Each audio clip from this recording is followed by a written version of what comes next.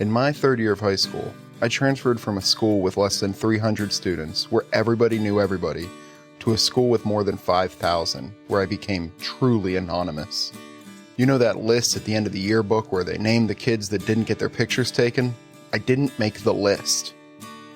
One time when a substitute teacher was taking roll, I wasn't even on the list. I realized that the actual teacher had been writing my name in for the last 3 months, just in case I was actually in that class. That's why I love these movies that take place in high school. They always begin with a loser just like me, the anonymous nobody. But the huge difference is, these kids are always secretly the coolest person in the school. Did anybody know my true potential as a worldwide famous basement podcaster? Very doubtful. Welcome to You've Got Mails.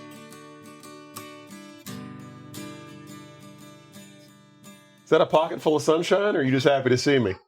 I was wondering where you're going to go with this one.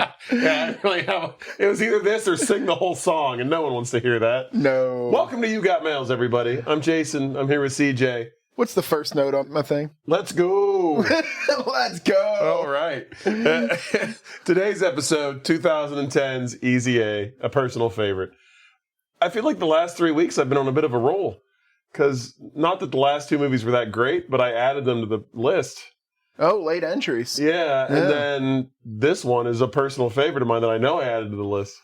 So tell me, CJ, what do you know about Easy A? I'd seen it before. You had? Yeah, it like back when it came out, which I can't believe this is 2010. Yeah, it doesn't seem like that long ago. No. So, yeah. And so, I mean, I know I'd seen it. I know I'd liked it to a point. Mm-hmm. Like, I don't know. Like, I was more excited about this one for you, buddy. Yeah. Thanks. I was like, I just wish I could watch him, sitting there, his stomach on the bed, hands in his face, just legs dangling up in the air behind you. Just, it's so happy. It's like you have a camera in my bedroom. It's weird. It's weird because, like I do, I really like this movie. I've watched it. I couldn't tell you how many times this is. It's just one of those movies that every once in a while, like, pops up somewhere, and I'm like, oh, you know what? I'm gonna watch this again because, like, I really like this. And it's just like a comfort movie in a way. Okay. But watching it this time was weird because I had to actually watch it with like almost like new eyes. And with like, a different sort of intent. Yeah, and be able to come in here and give like an actual review of it and not just be like 5 stars because I love this fucking movie. Like I had to actually think about like, is this a good movie? Like, did it age well? Why do I like it? I have a question for you, actually. Okay. Speaking of reviewing movies. Okay. How many of these before we say, like, I also review movies? I never wanted to title myself as a movie reviewer, but now that I'm watching, I'm like, well, I've reviewed fucking 75 movies. I mean, we can say it, but like, does it really mean we have any credibility? No. No. Yeah, you're right. Like, we you're don't right. fucking know what we're talking about on this podcast. Like, how many hand job jokes do you make a week? Like, no one's going to take us seriously. Well, I am an expert with... No. That's right. That is true. Like, there are really no rules on it, so... No, yeah, I mean, Siskel and Ebert probably went to fucking film school. Like, Siskel and Ebert were not. And there's also a reason they only filmed them from the chest up. Their hand jobs were amazing. Well, there's one. But yeah, today's episode, 2010's Easy A. This movie starts out with a voiceover. Yes, it does. And I loved every second of it. I hate voiceovers, but like, I don't know. This one worked for me. Emma Stone, she's fucking awesome. She's so good in this. But it works for me because of what it is, which we find out is it's a framing device. It's not actually like, it is a voiceover, but it has like an actual purpose. Like you see what it is. It's not just like this random voice that you're hearing that has no, where is it coming from? Yeah. You know? This is her actually describing things to people. Yeah, she's doing a video blog. But it starts out with the voiceover, and it's kind of just, I'm just an average high school girl. No, you're not. No, she's not. No, you're not. It's what I hate about these movies. It's the same thing as like... she's an average high school girl that still dresses better than any person I went to high school with. It's a problem I have with these movies where it's same thing as like, it's all the boys I loved before. Like, your main character is always the coolest fucking person in the room, and they're trying to make you believe that they're not. Like, not every guy in school is, like, watching her walk by and go, hey, that's a cool girl right there. Like, I should talk to her. I want one of these with an actual person with main character syndrome. You know what I mean? Like, I'm a nobody, but really nobody else really exists. Yeah. You know? Yeah. But, you know, she's saying how, you know, she's ignored for the most part. She, just nobody really pays attention.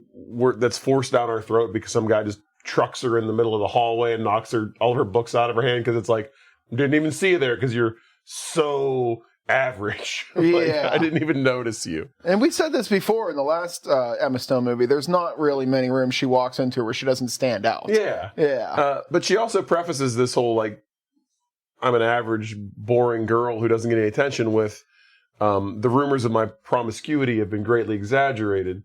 Up until this point, I was very much not noticed, but then things changed. And we see her now doing a video blog. Like, this is where the voiceover is coming from. With some really, really nice poster cards and stuff. She's got glitter. Yeah, That bedroom's got to be covered in fucking glitter. It's got to be a pain in the ass. So this movie is broken up into parts. So, like, when she's doing her video blog, she'll hold up a poster card, or, you know, sign saying the first chapter, the first part, whatever. This is where we get part one. I had to write all these down. They're very long-winded, some of them. But part one, the shudder-inducing and cliched, however totally false account of how I lost my virginity to a guy at community college. We cut right into a scene of her and her friend Rhiannon walking through the halls at school, which actually there aren't really halls at school. This is set in California, and it's actually a funny story. It's actually set in a real town called Ojai. Ojai. Like, it's a real town, and that's what it's called in the movie. Like, they're all wearing Ojai High School t-shirts and all this shit, whatever. They went in there not realizing, because they filmed it at an actual school in Ojai, assuming that they would have indoor hallways. Got there, found out they didn't, and had to, like, figure out how they were going to shoot the movie now, because they had all these scenes. Like, these always make me jealous, man. I wish I went to a school where you just walked outside between classes. Yeah, but it's all outdoors. But they're walking through the corridor, whatever you want to call it. And Rhiannon is asking her about going camping with her this weekend. And she says, oh, I can't. We find out through, like, a couple little, like, flashbacks that she doesn't really have a reason for not wanting to go camping. She just doesn't. And we've all been there. Yeah. Somebody invites you to go do something. You're just like, you know what? I'd rather just eat Cheetos in my underwear and watch Easy A again for the 100th time. Most everything? Yeah. I buy concert tickets. Fucking expensive as hell. Yeah. And day of the concert, I'm just like I'll force myself to go, but I'm like, boy, it's going to take a lot to get pants on. The party is like, it would be worth that $100 just to sit at home and do nothing. Absolutely. There's also like a little flashback scene where she says she's also not totally crazy about Rhiannon's parents. They're she doesn't seem very crazy about Rhiannon. No, Rhiannon's a bad friend. Like, not a great. She's intense, man. Yeah, and I don't. Holy crap. Yeah, I don't like her in this movie. But she's basically cleavage and bad intentions. Like, it's constant. Yeah. She has a flashback to, like, a dinner at her parents' house, or Rhiannon's house with her parents. They're like nudists, hippies, vegans. So, like, they feed her like a meal that she absolutely hates. And then the mom, like, what is it? Patchouli crust pizza or something? No, patchouli burgers. Patchouli burgers. Yeah. Good God.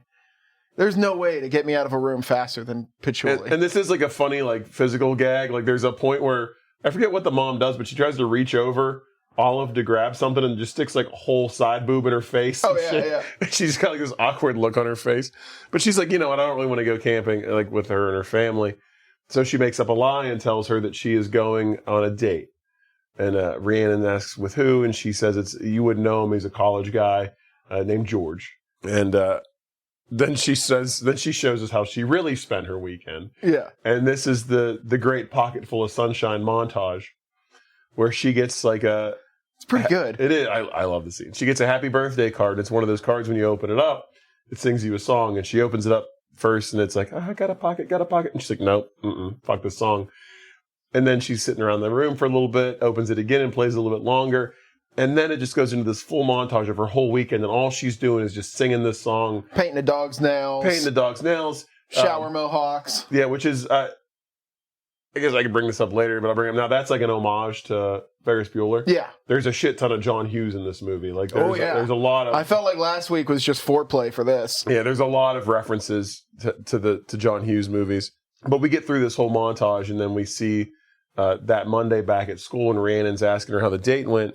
And she's telling her, it was great. Like, I think she quotes the song. She's like, I feel like I got a love and it's all mine. She's singing. She's quoting the Pocket Full of Sunshine song. Oh, I didn't even catch that. Yeah, I guess I've never really heard that song before. And then Rhiannon goes, well, are you going to see him again? She goes, no, I don't think so. And she's like, well, what did you guys do for like a whole weekend? And she's like, oh my God, you guys did it, didn't you? And at first she's like, no. And she's like, you lost your V card. She's like, okay, we did it. Like, just to basically shut her up. At this point, they're in like the restroom, fixing their makeup in front of the mirror. I can remember like being in high school and being like, yeah, I had sex this weekend. And people were like, about fucking time, bro. I thought like, I don't think it was this big of a... I thought that, yeah, I mean, you're saying that, and that was when, in like the 2000s? Yeah. Like, that was 2001-ish. It felt dated. Like, the fact that in like 2010, I mean, especially now, like, I don't think anybody gives a shit about your virginity. I'm going to bring this up a few times during this. Absolutely not. Is there an entire high school full of virgins anywhere? Yeah, like no like one. They treat this like this is fucking the plague. Everyone does except for the guys that want to like. Also, that's the thing. Like, it's very much like she had sex and ooh, gross. Like she's a slut. But then all these guys are like, can you please tell them we had sex because it's going to make me seem so much cooler. Yeah. So it's like a pretty shitty dynamic, the fact that like they treat this like when a girl has sex, she's a slut. She's but like when a guy the has Midas sex, hoe. Which, I mean, that is... Yeah. I will say that is unfairly kind of the thing. Like, if a girl has sex with a bunch of guys, people look unfavorably upon her. If you're a guy that's had sex with a bunch of girls, you're a fucking stud, right? That's always the way it's been. It's not fair. But that is like is a real thing. Oh, for sure. I mean, it was for sure I had, then. Like, girl friends that were girls in high school, and I'd be like, say something about a guy, and she'd be like, oh, I fucked that guy. And I'd be like, okay. Like, I don't know. It just never seemed to, like, it wasn't a big deal. Well, I mean, you and I definitely we're different breeds, CJ. Yeah, definitely didn't corner anybody in the bathroom to be like, tell me you fucked. But, by the way, welcome to my bathroom. But, she, in her voiceover, she says that she wasn't sure why she lied about it, but she said kind of having something over on Rhiannon made her feel superior to her for the first time. Like, Rhiannon was always like the cooler friend. Yeah. And now she feels like Rhiannon's kind of looking at her in a different light, and she kind of feels better than her. It just, I mean, going off the way that Rhiannon dresses, acts, talks, and is... The girl fucks. Like, she's already done this. There's no way. I don't know if she does, because there's a funny line where she tells her that she did it, and Rhiannon goes, that's awesome, now you're a super slut like me. Yeah. And she goes, getting motorboated by a guy out in the Home Depot parking lot does not make you a super slut. So it doesn't sound like she Makes you a yinzer. Yeah, it doesn't sound like she has had sex. But we get our first glimpse of Marianne, played by Amanda Bynes. This is when I wrote down, oh my God, Rhiannon's not Amanda Bynes. You thought she was? I literally wrote twice, like, holy shit, Amanda Bynes is crazy. And then I was like, wait, that's Amanda Bynes. Have you never seen Amanda Bynes before? I totally have. Yeah, I grew up watching like all that and, they don't even look all the that same. Stuff. I have blondes. They don't look the same to me.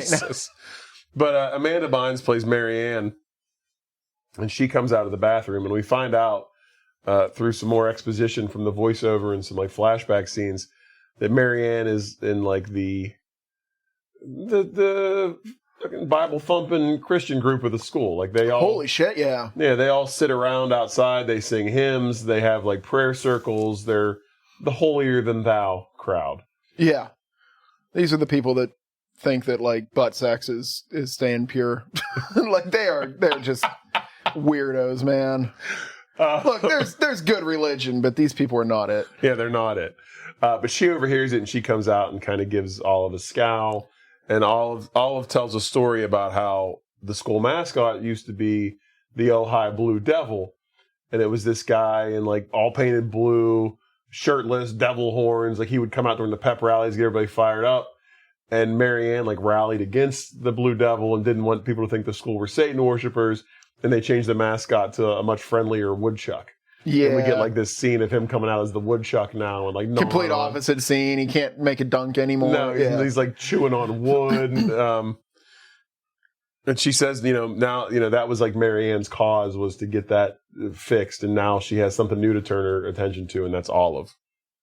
Now we cut to the webcam again, and it's part 2. The accelerated velocity of terminological exactitude. And at that point, I went, what the fuck does that mean? Thankfully, as soon as that happens, she goes, that's just an easy way of saying lies travel fast. And I was like, thank you, because I'm an idiot, and I appreciate. I've taken quotes like that, putting it into ChatGPT and being like, can you tell me what the fuck this means? I did it twice yesterday. I work on government contracts sometimes, and I'll get something back, and I'll be like, those aren't words. Like, that doesn't mean anything. And I'll put the whole thing into ChatGPT and be like, English, please. But when we cut back from that, we see this scene. It's like basically like a high-speed shot going through the school, seeing all the different cliques and groups, and they're all checking their phones and whispering in each other's ears. And then it comes all around back full circle to Olive, and everybody's just staring at her. Yeah. And we find out that Marianne is like spreading the rumor because she found out that Olive had sex. And this is the talk of the fucking school for some reason. Fuck yeah. It shouldn't be, but it is. She confronts Marianne, and Marianne says, well, maybe next time she'll be a little more careful about what she says in the bathroom. You know, keep your secrets to yourself, which is probably true. You know? Yeah, I mean, the idea that the school's this big and there isn't at least 6 or 7 pregnant girls there is, like, beyond me. And they make great reference to say, this is a public school. This isn't a private school where everybody's sheltered and all that stuff. This is a public school. Like, that's what these people do, is do a little bit of learning and a whole lot of fornicating. But she tells Marianne, you know, that it wasn't true and that she was just lying, and Marianne just isn't hearing it. Like, she's got her eyes set on all of this is sinner number 1 right here, and it's my job to, you know, either convert you and help you or to get you the fuck out of the school, basically. Yeah. These are definitely Baptists. Sorry, Baptist listeners. I was raised Baptist. This is what it's like. We have another flashback scene to young Olive, and she's at a party, and she's talking about, like, the, you know, how she never has had sex, and she hasn't even really, like, ever had, like, a meaningful relationship, and, like, the one, she goes back to, like, her first kiss, or what should have been her first kiss, and she said there was this boy named Todd that she really liked, and they had 7 minutes in heaven, and there's a shot of them in a bedroom with all these kids outside the door listening. And she wants to kiss Todd, but Todd says, you know, would it be okay if we didn't kiss, but you just told everybody that we did? He's like a little shy. This is also kind of foreshadowing to like what is about to go down in this movie. Now, in this scene, is Emma Stone's voice overdubbed this girl? It sure seemed like it, and it was very, it took me out of it. Yeah, really. Like, I was like, I'll talk about this probably a little later. Like, the way she talks in this is unlike any 17-year-old girl ever. No, she's like the sharpest wit, like funniest, like always has a line for everything. Yeah, exactly. Like, super confident. Like, this is taking it to the umpteenth degree. Because we've watched a few movies like this where we're like, oh, this kid's way too witty. She's a laser beam. Yeah. Yeah. But this is also like, she gets it from her parents, because we meet her parents next, and god damn it, I love the whole family dynamic. Is it possible to be too cool? Like, is it? I don't know. At one point, I was like, this is so cool that I would get tired of it. Yeah, like, I don't like the cool dad and cool mom usually, but these two fucking kill it for me. It's Stanley Tucci and Patricia Clarkson. Yeah. And they are just so goddamn good in this. And they are just like the coolest parents, like totally understanding.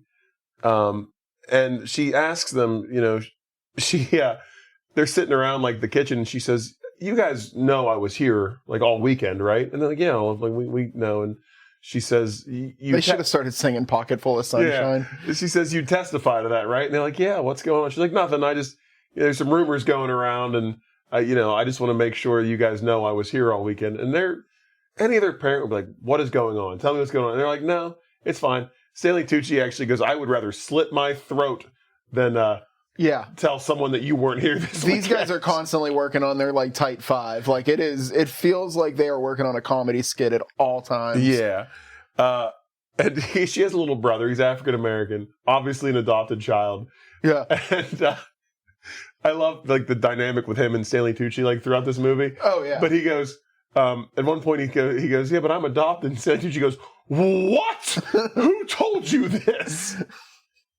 Like, it's obvious. These are the type of parents that you'd come home and be like, so the results are in. I do have cancer. and they would just start joking, and you'd be like, no, seriously, I'm dying. Yeah. It's terminal. What are we going to turn her room into? I was thinking an exercise room. Yeah, like that would be their the kind response. of shit. And I'd be like, we have to stop. Like, you can't do this to me anymore. Laughter is the best medicine. We cut back to school, and she's in like the center of like the hallway, and everyone's just looking at her, talking about her.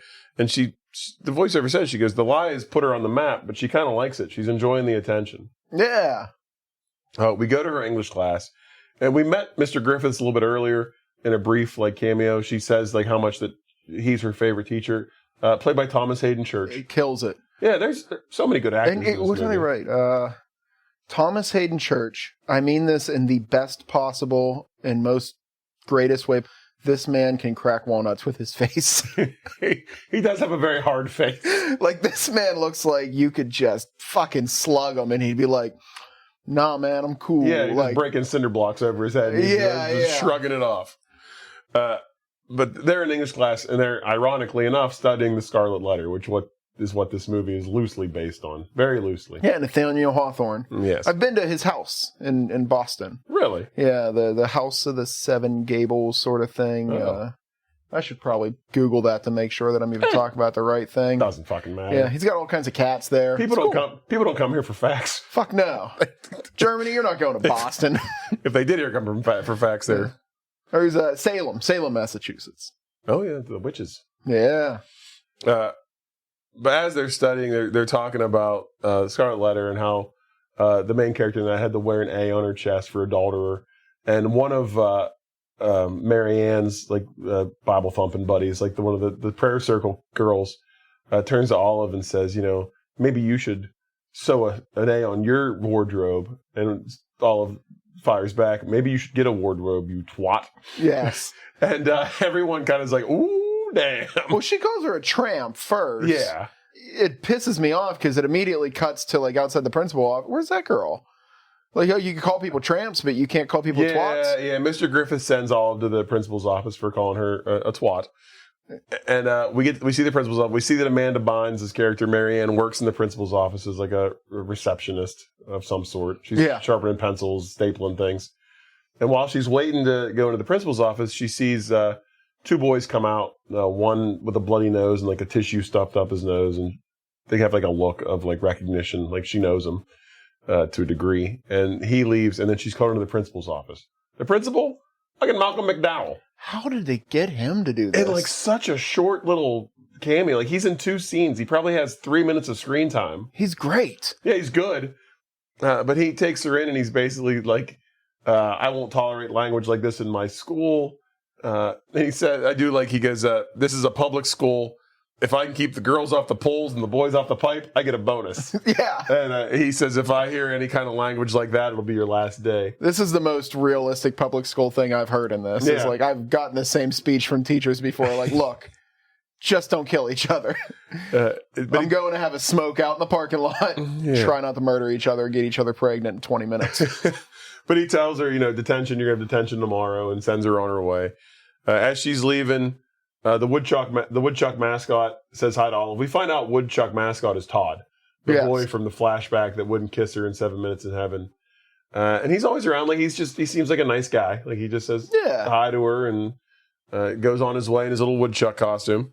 She runs into Rhiannon, and Rhiannon tells her that she heard she called the girl in class a dick and punched her in her left tit, she says. And Olive says, I really worry about the way news travels in the school because that's clearly not what happened. We cut back to her house when she's with her parents again, and she's telling them that she got detention, and they're asking why. She says, well, I called a girl a bad word. And they're like, well, what was the word? What was it? And she says, I don't really want to say it. And she's like, think English. It starts with a T, and they're like trying to guess. Yeah. And then they go, spell it with your P's, because she's eating. And so she spells out twat with her P's, and they're like, ooh, okay. Yeah. Little brother's like, twit? Yeah. Next day in detention, they don't actually have detention because of budget cuts. They can't afford to have like teachers and like use a classroom.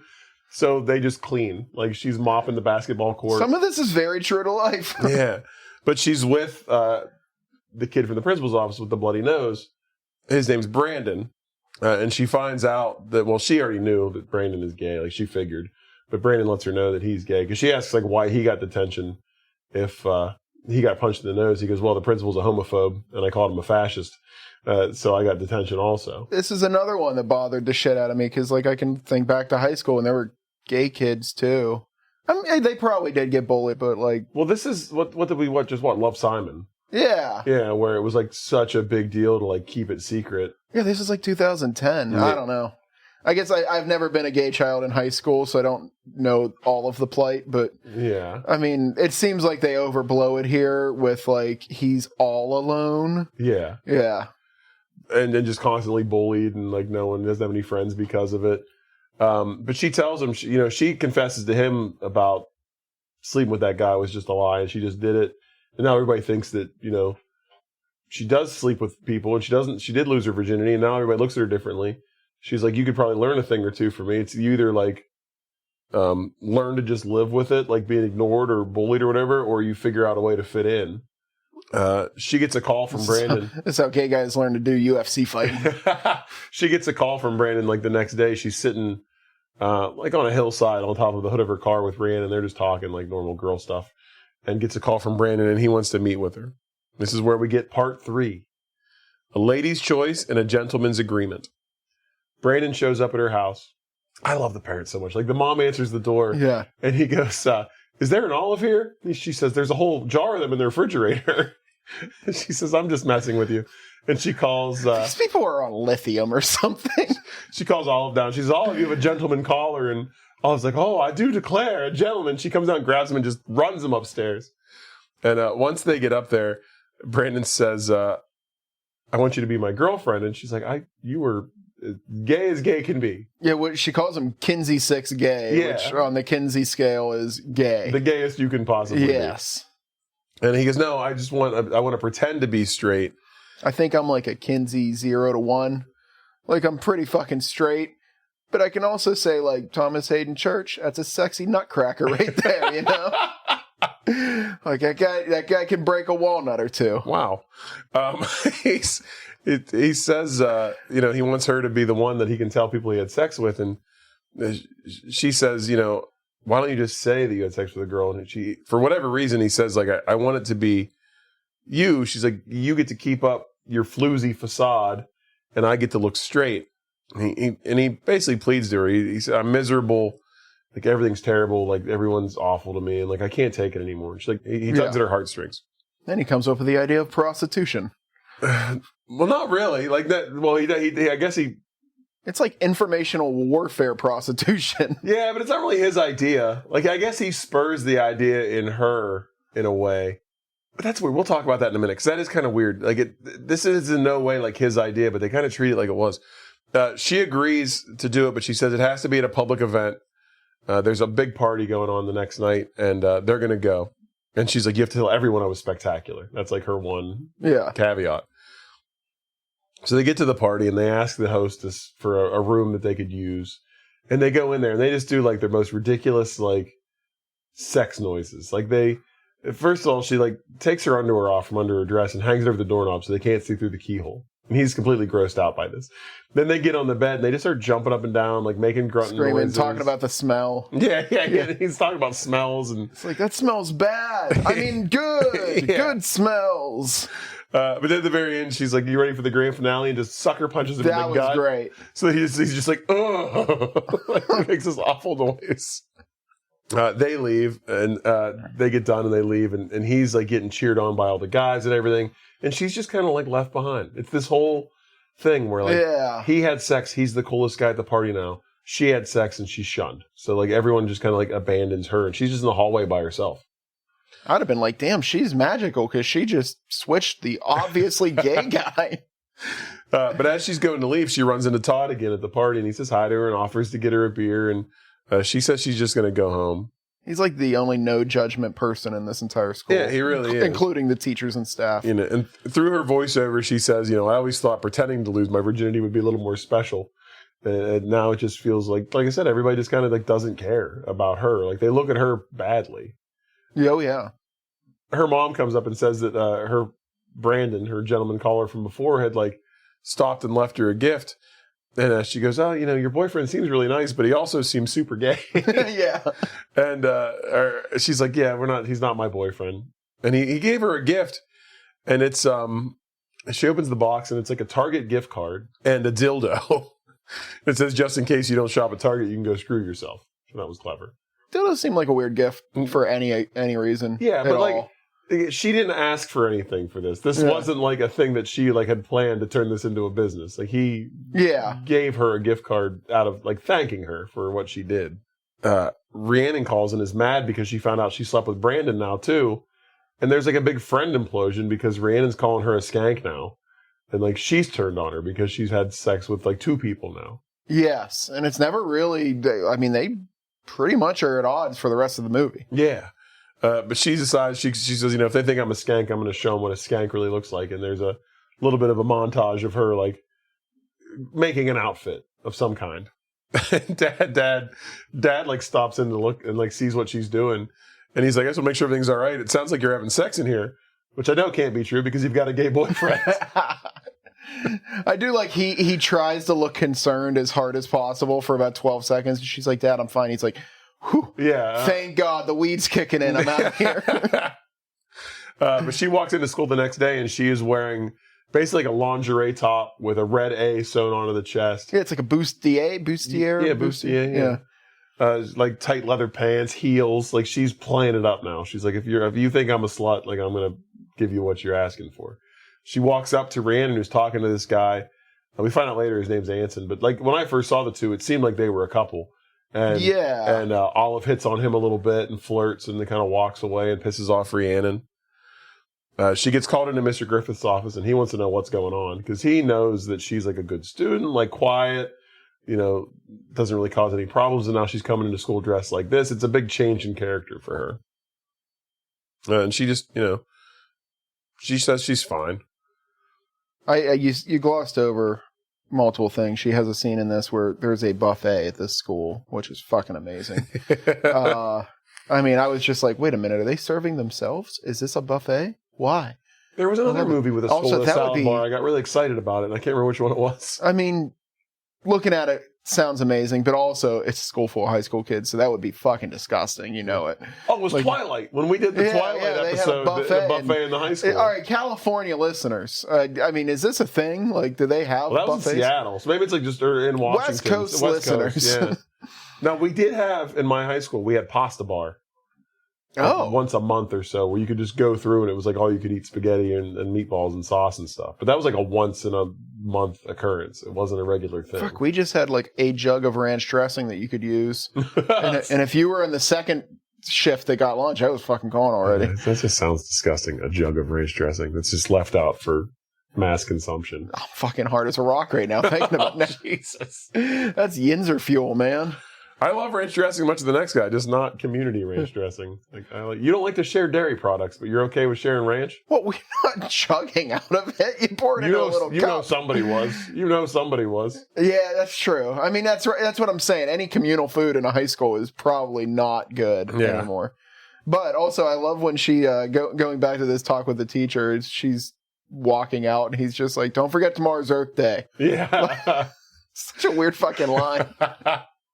But after all this, like she's walking by the school pool and she sees Todd and Todd says hi to her again and says he wishes she would have stayed at the party the other night. They could have like relived the glory days because the house they were in was the same house where they had the 7 minutes in heaven in the bedroom. It was the same party house. But after he leaves, he walks up to her and he says, he gets her attention and he says, Brandon told me what you did for him. And first she plays it off like, yeah, we had sex. And he's like, no, like the truth about what you did for him. And I was wondering if you could do the same thing for me. Like, could you tell people we slept together? And she's like really offended by this, as she should be. And then he's like, I'll pay you. And then she's like even more mad. Like she starts to walk away. He says to her, like, he's a real dick. He's like, I don't need your permission. I could just tell people we slept together. I think, but you can see he fucking regrets saying it immediately. He does, because then he walks over and he sits down and he's like, it doesn't matter. He's like, I'm just a fat piece of shit. And then he pulls a Snickers bar out of his pocket. And I was like, bro in the pool like swimming with a Snickers? You never know, man. I mean, it isn't a wrapper. I guess it would be watertight. You gotta make sure your insulin levels are right. It's just like they were like, in case you didn't think this guy was fat already, like, let me show you what's in his swim trunks. I was more concerned about the amount of hair that this high school student had. Like, he was Burt Reynolds in the 70s quality hairy. Like, he looked like he was wearing a wet sweater when he got out of that fucking pool. He was a hairy man. Like, I wouldn't even be concerned about, like, the amount of, or how fat he was. Like, this kid would have been made fun of constantly. Yes, but this is when, like, Olive sees him, like, sit down all dejected. Now she feels bad. So she goes over to him and she goes, all right, $100 gift card. And I'm not telling people we had sex. I'll tell him, you touched my boob. And he agrees to it. And then she says to him, like, and she kind of, like, sticks the knife in. She goes, like, if you'd have just been, like, a nice guy and a gentleman and asked me out on a date, she's like, I probably would have said yes. But you're being shitty about it. But I'll take your money. Like, I'll take your gift card and we'll make it happen. This is when I pictured her just pulling hair out of her teeth. It's disgusting. Yeah, I know. It turned me off, too. But now, just because of this, there's a rumor that she's accepting money for sex now. So, like, this happens. Yeah, it spreads, like, immediately. There's another scene of, like, just all the fast lap around the school with everybody's cell phones going off, everybody talking, everybody laughing. But then we get, like, a big montage of, like, different guys giving her gift cards for this, like, service that she offers. And, like, one guy gives her, like, tickets to, like, a movie theater, like, passes for, like, free screenings at a theater. But the movie theater, it's a foreign language theater. Yes. She goes anyway. Yeah. One guy gives her a 20% discount for coupon. Bath and Body Works. It's a coupon, and she's like super upset about it. It's like, is this all our imaginary tryst meant to you? Was a 20% off a Bath and Body Works card? Yeah, there's some economics at play here. Like, her value goes down fast. Yeah, and she talks about how she always thought or always wanted like that John Hughes kind of romance, and we get like a lot of different scenes of Molly Ringwald walking out to Jake from 16 Candles, or we don't get any Some Kind of Wonderful in there. We don't, because no one knows that movie. We get a scene from, this isn't a John Hughes movie, but Can't Buy Me Love, where she gets the girl gets ridden off on the back of a lawnmower by Patrick Dempsey. The Breakfast Club, Ferris Bueller, and then she says, I also was hoping it would have a random music number for no reason, and they show Ferris Bueller on the parade float. Oh, this does come into play later. That makes a lot of sense, yeah. And then we cut to part 4. How I, Olive Pendergrast, went from assumed trollop to an actual homewrecker. Mr. Griffith wants to see her again in his class, or in his office, so she comes in, and he asks what's up with the A. And he says that he's been hearing some rumors, and she goes, well, how do you know? He's like, because you kids put everything on Facebook. Like, I don't have to, because she says to him, like, I didn't realize, like, teachers were interested in idle teenage gossip. He's like, I don't have to be. It's, like, in my face everywhere I go. Like, this kid just posted that he bought a Coke Zero at the gas station. He's having a pretty good day. Like, he's like, I don't fucking get it. But she tells him that everything's fine. And then we meet Mrs. Griffith, played by Lisa Kudrow. Yeah. This movie's stacked. It really is. I remember watching the credits at the beginning, because they have a very extended credit sequence, but it's happening while the movie's happening, so you're like seeing in the background names, and I'm just like, Lisa Kudrow, like fucking Ian McDonald, like the names just Malcolm keep McDonald. popping up. Malcolm McDonald. I don't know who Ian McDonald is. I'm thinking of the guy from Jurassic Park, probably. Ian Malcolm? Yep, that's it. Life finds a way. But we find out that, as Olive's leaving, Mrs. Griffith's coming in, and she goes, I don't recognize that girl. And Mr. Griffith says, yeah, you wouldn't. Like, she's fly straight, smart kid, good student. Like, you wouldn't see her much. And she goes, yeah, but I'm the guidance counselor. I should know everybody. And he says, well, maybe you could talk to her for me, because, she's going through a phase. Yes. And she's like, is this the girl everybody's talking about? And he goes, yeah, but it's all lies. Like, he can tell it's not for real. Like, he knows. There's a few people. He's one of the other non-judgment. Him and Todd. Yeah. No judgment. Don't believe any of the lies. Everybody else falls for it. If CJ's mom's listening, this scene really made me think of her, because Lisa Kudrow just starts piling condoms on her. Just throws a big old pile of condoms at her. And she tells her, she's heard the rumors. She believes them. Like, she's like, here, let your freak flag fly, but have an escape plan. Like, make sure you use these, Yes. signs her up for the pill. Yeah. She goes to leave the office, and Marianne is sitting out in the office with her boyfriend, and he's like bawling his eyes out and crying. And he gets called into the office next. And Olive actually asks her, like, do you think it's a little weird that your boyfriend's 22 years old and still in high school? And she tells him that, like, he's going in there because his parents are getting a divorce, and she's crying. And Olive actually, like, comforts her, even though she's been horrible to her this entire movie, because she's, like, crying in the office. She gives her, like, a little hug, pats her on the back. If you notice in this movie, anytime somebody hugs each other, one of them sniffs the other person's hair. No. Yeah, she sniffs Olive's hair in this. It's 3 or 4 times in the movie. Really? They show a close-up hug, and somebody, like, leans in and, like, physically pulls their hair up to their face. Really? Yeah, it's I don't know why. That's weird. Is it always... No, Olive does it at one point, and she does it to Olive right here. It's fucking weird. I thought maybe Emma Stone just had, like, really good shampoo, and, like, everybody on set. Hey, shampoo always does smell great, so, But she comforts her, and then Marianne says, why are you being so nice to me? And she goes, wait, no, I get it. Like, I've saved you. Like, I've gotten through to you, and now you're a good person. And she's like, let's be friends. We can be friends now. And there's this little thing where Olive is like, so for, like, half the day, we were actually really good friends. And it's them in one class sending text messages to each other. And then the next class, they're like making inside jokes with each other. And then she's like, but it all fell apart in third period. And she's in woodshop. And Marianne comes in bawling her eyes out and says that Micah, her boyfriend's been taken to the hospital. And he's and she doesn't know what's the matter with him. Probably because of this fucking woodshop. Look, man. Oh, yeah. I know this is 2 weeks in a row we're getting a little woodshop corner, but that's fine. You do not use a table saw to cut small objects like this. That is the most dangerous thing I've seen in one of these movies. Like, that was terrifying to watch her. She's cutting a block that's about 3 inches wide on a table. You use a bandsaw or something like that for this. It's so scary. That is expert level things that you do. And on top of that, if you're hand holding something to a table saws, will fire a piece of wood across the room at super high velocity. Oh, wow.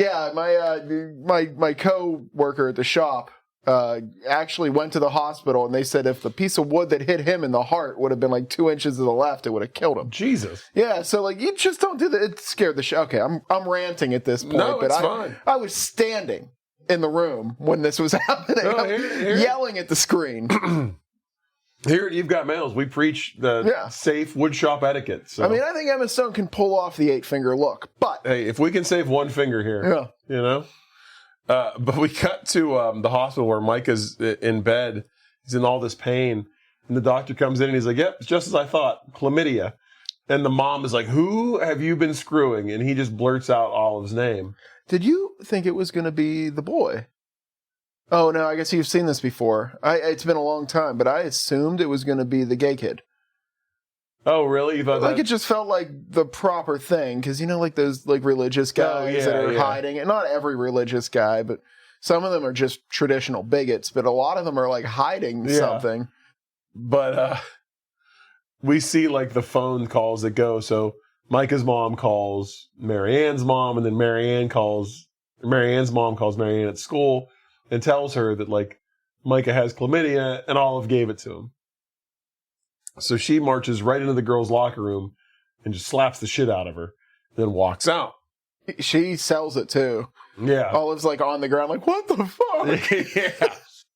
Then we see Micah on the phone. He's out of the hospital. He's talking to somebody. And he's saying, don't worry. I told everybody it was Olive, but I love you and we're going to be together. And I'm not going to tell anybody it was you. And then we find out that it's Lisa Kudrow's character. Fucking shocked. Mrs. Griffith, were you? Oh, yeah, man. Yeah? But she hangs up with him, and as soon as she does, Olive walks into the office, and she's looking for Marianne. She's like, I was hoping I'd find her here, because she just slapped the shit out of me, and I don't know what's going on. And Mrs. Griffith, like, breaks down, and is like, I did this. I made a huge mistake. I slept with Micah. I gave him chlamydia, and now it's on you. She's like, I'm going to lose my job. My marriage is going to be ruined. And Olive is like, basically, in her voiceover is like, I guess maybe I just am like attracted to like helping the downtrodden. She's like, but more than anything, I just didn't want to see my favorite teacher's marriage get ruined. So I decided she's going to take on the burden of this too. And she goes, it's fine. They can think it's me. I can have chlamydia. Lisa Kudrow is full of shit in this scene. You know how I know this?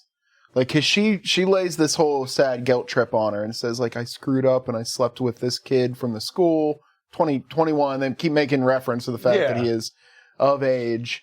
But the clap doesn't happen spontaneously. So she's sleeping with other people. So she's making it sound like this is a little indiscretion. But she got this from somebody. So, and then gave it to him. Well, she does say something later in the movie to make reference, because I believe... Oh, does she? Because Olive is trying to explain to her, you know, she's like, it's fine, like, I think she says, like, I sleep with all these people, it's fine, like, it's the truth, it's true. And she goes, no, because I know that whores can't admit that they're whores. She goes, take it from me, I know. For like as a fact. That's a good line, yeah. But she goes to leave school, and there's like a full-blown protest outside. Yep. It's all the religious kids, and now Rhiannon has joined them, and they're all like holding signs, like protesting Olive. And there's also a guy in a Quiznos suit. My favorite line in the entire movie.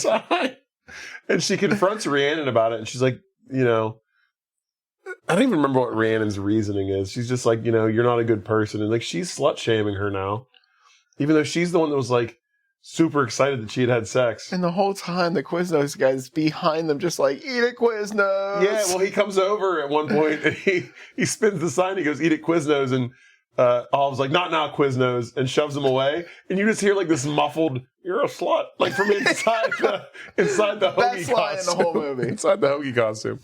She bumps into Todd again, like like Todd's just there, like he doesn't even seem fazed by the fact that there's a protest against Olive. He just seems like a nice guy. Yeah. And he's like asking her how she's doing, and he's, you know what, screw all these people. And she goes, oh, haven't you heard? I already did. And like walks away. She decides that she's going to go and like find out basically what all the hubbub is about religion, because she doesn't understand what's going on. So she goes to a bookstore and she asks for a Bible. She's like going to read the Bible, like not the whole thing, but she tries to find like passages about adultery. Yeah. And then she decides she's going to go to a church and confess. And she goes into the first church and goes into the confession booth, and she's telling this whole thing about like what she's done and how, you know, she's lying about committing adultery. What's worse, like adultery or lying about it, yada, yada, yada. Big spiel. And then the priest like doesn't answer, and she flips the door open. There's nobody there. It'd have been great if also she was like, also I masturbated 17 times last week. And then... Or if Don John sat down in the other side of the confession booth, they're telling her all about it. And she's like, whoa, the fuck is this? So she goes to like a different church, and she asks for the pastor, and it ends up being Fred Armisen in a surprise. I forgot he was in this. As many times as I've seen this. Seriously. Was still shocked to see Fred Armisen. And she's like talking to him about, you know, what's worse, like lying or adultery. And she bumps over a picture frame on his desk and goes to pick it up and realizes this is Marianne's dad. And she freaks up and just bolts out of there and gets out of the church. Doesn't really give him a lot of comedy, unfortunately. No, it doesn't. He's barely in it too, like real small. Yeah, small role. He's maybe 30 seconds of film screen time this guy's got. Back at her house, and it's movie night with the parents, and they're like trying to pick out a movie. And she says to them, "If you guys hear that I have chlamydia, don't believe it." And they're still just like, "What? Like, is everything okay?" And she's like, "Yeah, it's fine." Yeah. They're like, "Okay." He actually says, "Did your gay boyfriend give you chlamydia?" Yeah. She's at school the next day, and she's kind of saying, like, even though, you know, all these guys think that like I'm promiscuous and I have all this attention, I haven't even been asked out by anybody yet. Like, they're not even on like a real date. And just as she's talking about this Anson guy from earlier, the guy that I thought was Rhiannon's boyfriend, comes up. They still do, yeah. I mean, they make a big deal out of the fact that they see her when they're together. It's not because they're going out. It's just because Rhiannon has a big crush on him. And like, that's her guy. That's like she's loved him since the first grade, she says. But he comes and asks her out, and they end up going to this restaurant called the Lobster Shack. Couple things to take away from this is the fact that Todd works there. Todd comes out wearing like a lobster hat and singing a happy birthday song. And they're sitting there at the table, and she sees that Rhiannon's there, and she freaks out because she tells him, you know, Rhiannon has like loved you since first grade. I couldn't do this to her. If she sees me with you, she's going to hate me, which this girl was just protesting you. Yeah. days prior. She already hates you. Yeah, but she's high road. Yeah, She's a she good is guy. high road. She tries to sneak out, but Rhiannon ends up seeing him. They get out to the car, and of course, this Anson guy is not in this for the right reasons. He tries to give her a $200 Home Depot gift card, and then, says, "What's that going to get me?" And she says, she gets really upset about it, rightfully so. And he tries to force himself on her. And she pushes him away and throws the gift card back at him. And she starts leaving. She's crying. And Todd comes out from the restaurant and asks her if everything's okay and offers to give her a ride home. He gets way handsy. He's trying hard. Oh, yeah. He doesn't take no for an answer kind of guy. No. But Todd gives her a ride home, and she's crying in the car, and she's telling Todd all about, how it was all rumors and how this thing spiraled out of control. So she's letting him in on the whole secret and everything. And he gets her home, and she goes, "How did you know where I live?" And he said, "We used to carpool together." She's like, "Yeah, we were 10. It's, a long time ago." He's like, I remember all how am I going to forget where, I watch you from those bushes over there. He says, "How am I going to forget where, the coolest girl I know lives? And I like her." And she's like, "You like me?" And he goes, "Yeah."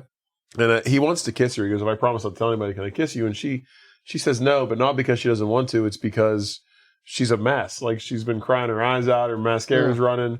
She says to him, "My life's a mess right now." That's a $40 Lowe's card, if anything. She says, "My life's a mess right now. I want to fix it because I want our kiss to be perfect, and I don't want to drag you into this mess right now." So she decides that she has to fix everything and clue everyone into the fact that she was lying, and all this kind of just spiraled out of control. I like how she says, "Where were you 2 weeks ago?" And I'm like, this has only been 2 fucking weeks. I feel like this is 3 years worth of movie paying off right here. But she says that Brandon's going to be the guy that would help her. She's like, it'll ruin his. She goes, it'll ruin his life. But I know he's going to agree to it to help me out. And as she's walking out of this coffee shop, this girl runs up to her, and she's like, "Oh my God, did you hear? Brandon ran away from home. He left a note for his parents that said, 'I'm gay, bitches,' and just ran away with some big hulking black guy." This joke was a great payoff because earlier in the movie, she's making fun of the book choices, the Scarlet Letter, and then Mark Twain. And she's like, "Yeah, in the real world, no teenager just runs off with a large black guy." Yeah. And then she's like, "Fuck, Mark Twain had this." Yeah. So we see her asking a few of the other guys that had given her the car, the hairy gentleman from the pool. Yes. And they're all like, "No, we won't help you." They're all just dicks to her. Yeah, because he's like, "I've been getting laid so much." And I'm like, why isn't news spreading about any of these other people? Yeah. So she goes to Mrs. Griffith and tries to get her to help. And this is where we find out that she's just a horrible person. Because she's like, "You know what? We both made mistakes, but you already owed up to it. I can't risk my job and my marriage. You just have to live with what you did." And so she runs right to Mr. Griffith, and she's just she walks in his office and is just like, "Your wife's sleeping with a student, and she gave him chlamydia. Goodbye." And then she's like, "I'm so sorry," and just runs out. Don't forget tomorrow's President's Day. And she says in her voiceover that of everything she did, she regrets that the most, ruining this guy's Yeah, it's marriage. pretty harsh. Yeah, and telling him. Somebody had to tell him. Yeah, that's true. She tells her mom the whole story. There's a scene of them sitting on the hood of a car at that same overlook from before. And mom's like, "Oh, sweetie, I went through the same thing. I had all kinds of rumors about me because, they thought people said I slept with a bunch of people." She's like, "It's because I did. I was kind of a huge slut when I was younger." Yeah. She's like, "Mostly guys, but some girls." And she's like, "Mom, please stop." And See, this is what I mean. She's trying to have a heart-to-heart. She's at the lowest she's ever been.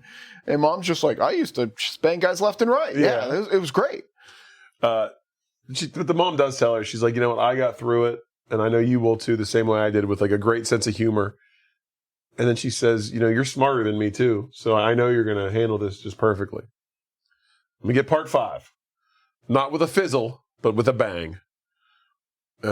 She tells us all there's going to be a big pep rally, and she needs to get everyone's attention so they'll log on. Which we figure that she's making this video diary, this video blog for everyone to tell them the real story of what's happened. But she has to find a way to get them all to watch it. Yeah. So she does this big musical number, because she even says too, why not have a musical number for no reason, just like the John Hughes movies.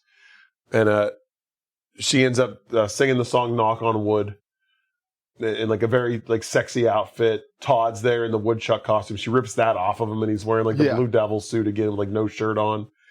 And she says at the end of the performance, this was just a free preview. If you want to see me and this woodchuck get it on, log on to freeolive.com at 6:00 today. You know, like if this would have been shot yesterday, it's just like every Facebook thing where you're like, oh, this girl making the buffalo chicken sandwiches in this video is awesome. What's her? Join me on OnlyFans. And I'm just like, what the fuck? Everybody has an OnlyFans? The principal tries to grab her and tell her that she's going to be suspended or expelled for like this whole thing. And she says, I don't think I will. She's like, I actually have a date with this like woodchuck and I got to get going. You should probably talk to Mrs. Griffith. I'm sure she'll make a case for you not to be suspended. So she like rats her out. And then we see like everybody watching the video and she just wraps it up saying, I don't really care or what everybody thinks like this, And then she hears music coming from outside and it's Todd and it's like an amalgamation of all these fucking movies that she was talking about because he's outside on a lawnmower holding like speakers above his head like John Cusack and Say Anything. Yep. He's playing the song from The Breakfast Club and he's like, these people have had enough of you. Like, it's my turn. Like, I want you to come down and see me. He's staring creepy from behind a pole like the guy from Some Kind of Wonderful. But she gets back on the computer and she says, that's Todd and I really like him. And she's like, I might even lose my virginity to him. It might be in 5 minutes. It might be tonight. Might be in 6 months. Might be on our wedding night. That shit's not lasting 20 minutes. But she says, like, but you know what? The decision was made, Yeah, she goes, you know what? That's nobody's business but mine. It's my decision. And then she hops on the lawnmower and rides off into the sunset with Todd. And we get like a little glimpse of like everybody watching the video. Like we see Mr. Griffiths watching it. And then he gets up and walks out. And like his wife tries to stop him and he just keeps walking. Like he's done with her basically. We see Marianne watching it. And like basically like, I guess she's like, gives her something to think about. We see them watching Huck Finn. Very weird. That's a weird. Well, yeah, we see Brandon and the black guy that he ran off with. But that's the big hulking black guy thing. That's the book. Yeah. They're watching that together. Yeah, like who's laying in bed, like cuddling and watching Huck Finn? I don't know. Like a classic black and white 40s movie about racial tensions on the Mississippi River. And then we see a bunch of like the guys that like thought they were getting like an OnlyFans content all mad. And the best one is Fred Armisen as the priest who like had logged on to watch like an underage girl have sex. There you go. And he's like, what's going on? Wait, what is this? And he's all mad. So we get to see that he's like a piece of shit. And that's the movie. That's it. That's it. Grand gestures, flowers. Yeah, I didn't appreciate, like, there's a point during this movie, I'm sitting there thinking, she's cute, blah, blah, blah, like, this is, and then I realized, like, I'm being pandered to. Like, her and her friend are, like, way overly sexualized in this. Okay.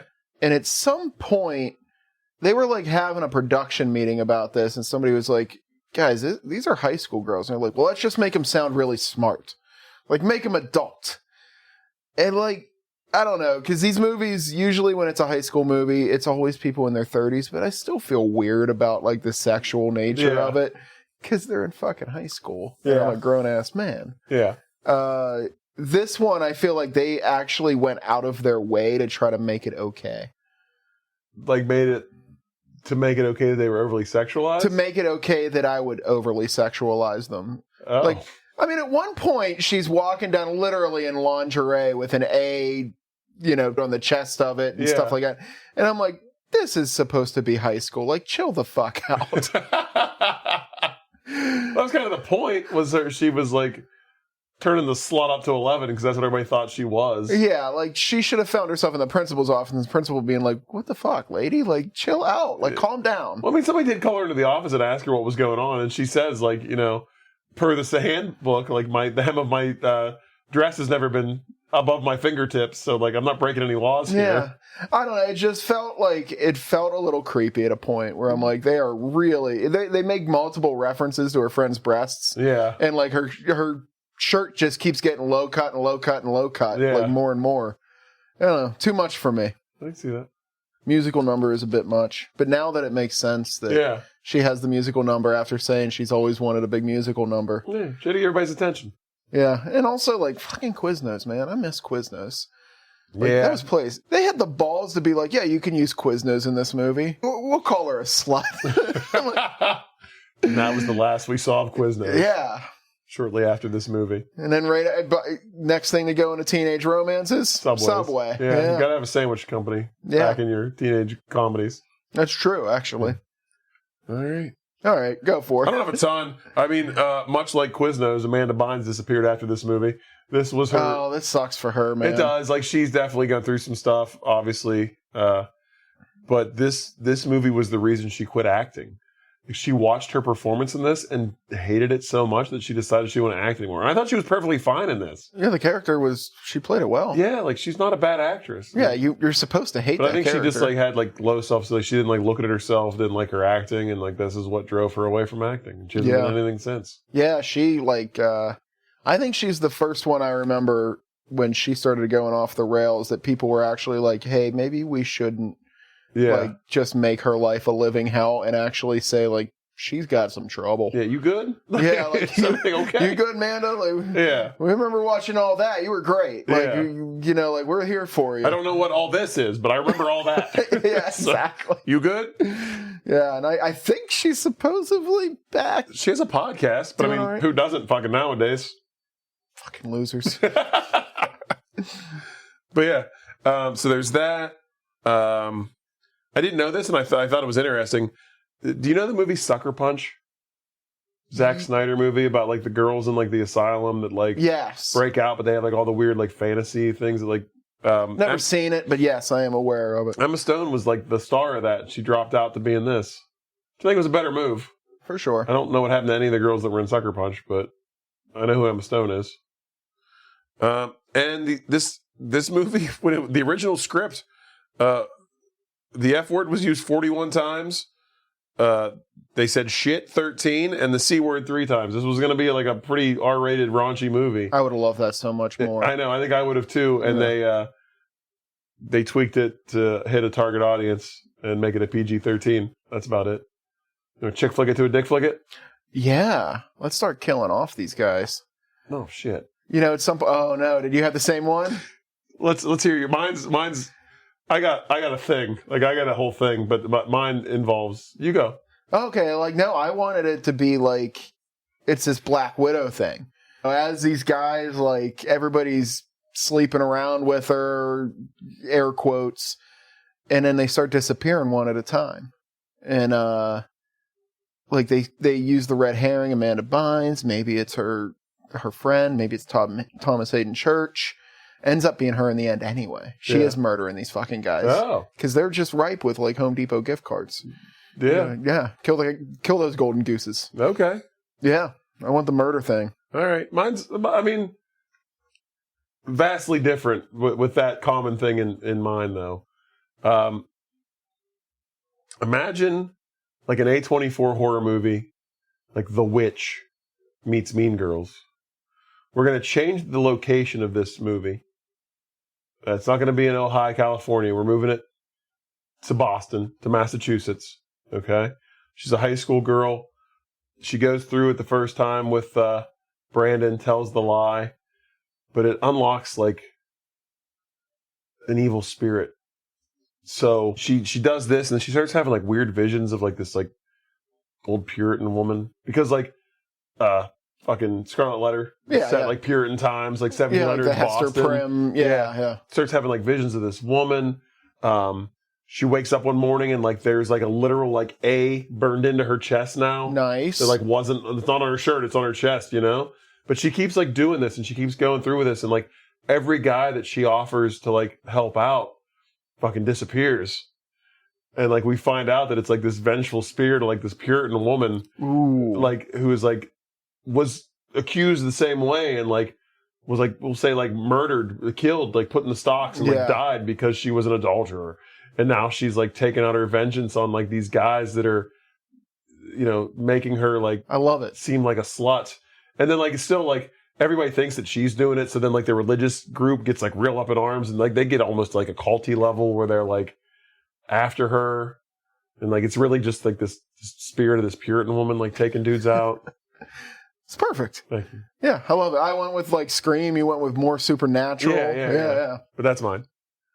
Let's Nick Cage this thing.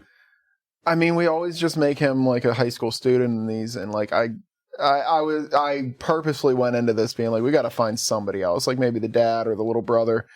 But I do like him as Amanda Bynes' boyfriend.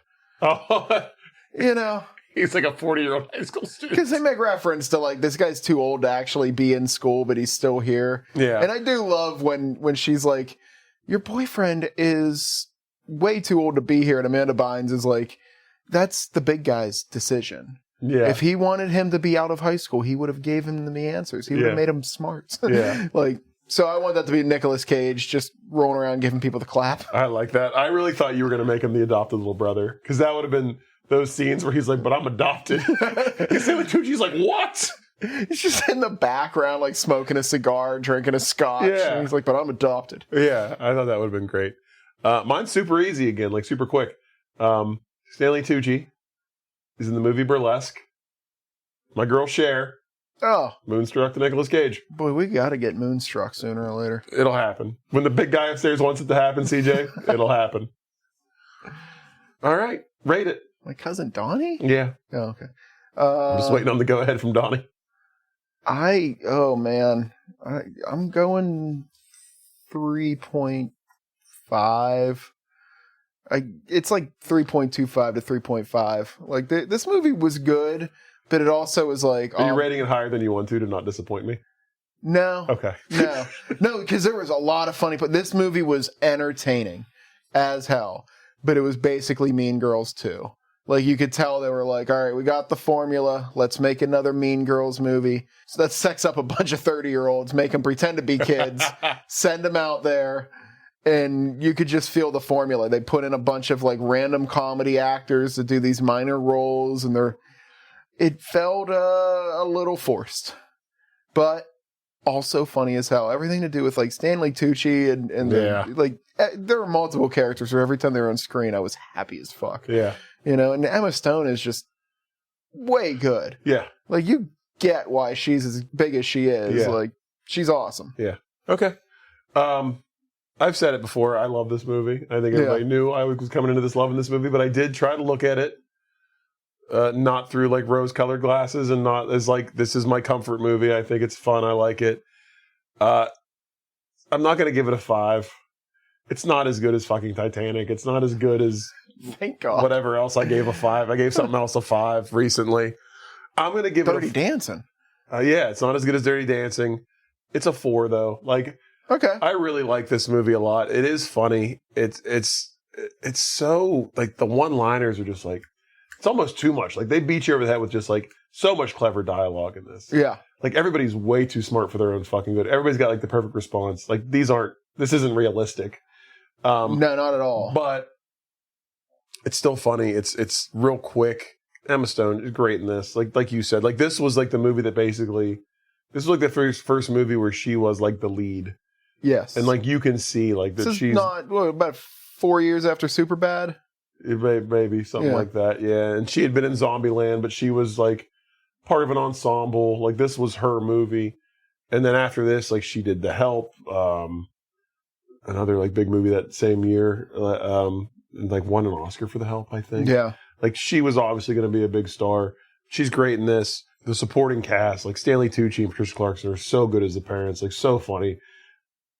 Thomas Hayden Church is great. It's just that they're good. The reason I don't give it a 5, well, I mean, obviously, it's not like a fucking masterpiece by any means. It's not a 5, but it there's parts of it that didn't age well. I mean, we already touched on them. Just the whole dynamic of, like, if you're a guy and you have sex, you're like the coolest guy around. Which maybe they were making commentary, but like, that's not a great message to send, that like, if you're a girl and hey, you have sex with one person, you're all of a sudden a pariah and like the talk of the school.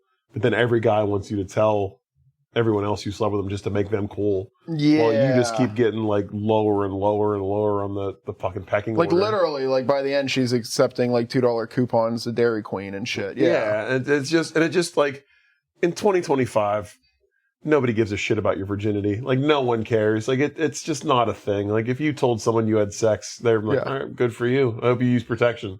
Like, be smart about it.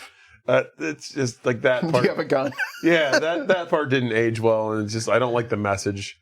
I don't like Rhiannon, like, I don't like that part of this movie at all. Like, get rid of her completely. Like, what a turnaround for her to just all of a sudden turn on her friend. Yeah, That part really bothered the shit out of me. Contributed nothing to this movie. Yeah, like, she's basically the reason, like, her peer pressure is the reason she told the lie in the first place. Yeah. Because she didn't think she was cool enough to have a date or sleep with anybody. And then immediately turns on her and so far turns on her. She joins, like, the right-wing religious group, when in fact she clearly wasn't a right-wing religious person. But yeah, I think that's it. I mean, yeah, I love this movie. I'll watch it again and again and again. It's a comfort movie for me, but it's not a 5. I'm going to go back and say, I think part of it is in a vacuum, I'd probably rate this movie higher. Yeah. But this is why I was asking you at the beginning, like, are we supposed to be movie reviewers? Because, like, when you start analyzing it, it breaks down a little bit. Yeah, it does, yeah. Like, this movie, when you really start thinking of it as hard as you can, but, like, if I was just flipping channels one day and turned this movie on, never seen it before, fucking entertained for an hour and a half. I'd have been all about it. Yeah. But now that I have to think about it, I'm like, this doesn't hold up to the light I of day. wanted to treat this like any other movie I watched, so I looked at the relationships, I looked at the messages, like, just because I like this movie a lot doesn't mean it's not flawed, and I can see that, and I can love it for its flaws. Yeah. Or despite its flaws. Hey, that's why you keep podcasting with me. Exactly. All right, should we roll one for next week? Yes, and this list is about to get very large. Oh, that's right, you have more. So I joined the subreddit, the romance movie subreddit. And I made a quick post on there. And the next day we were up to 34,000 people had viewed this post. Wow. So that happened. And I have probably another 40 movies that people are swearing by. So we're gonna do a little work on this list today. All right. But very let's see. Where are we at? 177. All right. We are looking at 133. That's high. So the movie, Jawbreaker. Jawbreaker. We have a special guest for this one. I thought so. I didn't want to say it unless we were okay with it. Your wife, Trista, suggested this movie, and her name is next to it. Hey, hon, we rolled Jawbreaker. There was, if you could hear it, there was a faint woohoo in the background. Yeah. So, I know this is like a dark comedy, and have you never seen this movie? No, I never have. Oh, you're in for a treat. Am I? I have not watched this movie in 10 years, but could probably quote the entire thing from hearing it in the background at my house. Oh, wow. Yeah. All right. Well, I'm excited about that. Yeah, this is going to be good. Dark comedy sort of situation. All right. So, who's in that? Is Winona Ryder in that? It is... Who's the gal that dated Marilyn Manson? Rose McGowan. Rose McGowan. Oh. Yeah. A fan of hers. Oh, she's great in it, too, yeah. I think Rebecca Gayheart might be in it. I'm thinking Heathers is what I'm thinking of with Winona Ryder. You're going back way further. Yeah, this is like Heathers for a new era. I feel like possibly, or I could be talking out of my ass. That's a dark one. She's also on the Heathers podcast, I believe. Oh, guess who else is in this? Judy Greer. Oh, Marilyn Manson's actually in this movie. Yes, he is. Pretty interesting scene. Julie Benz. I love her. She was Rita on Dexter. Okay. Yeah. All right. I think Judy Greer is probably who I was thinking was Rebecca Gayheart. Rebecca Gayheart is also in this movie. Wonderful. Yeah, you were right.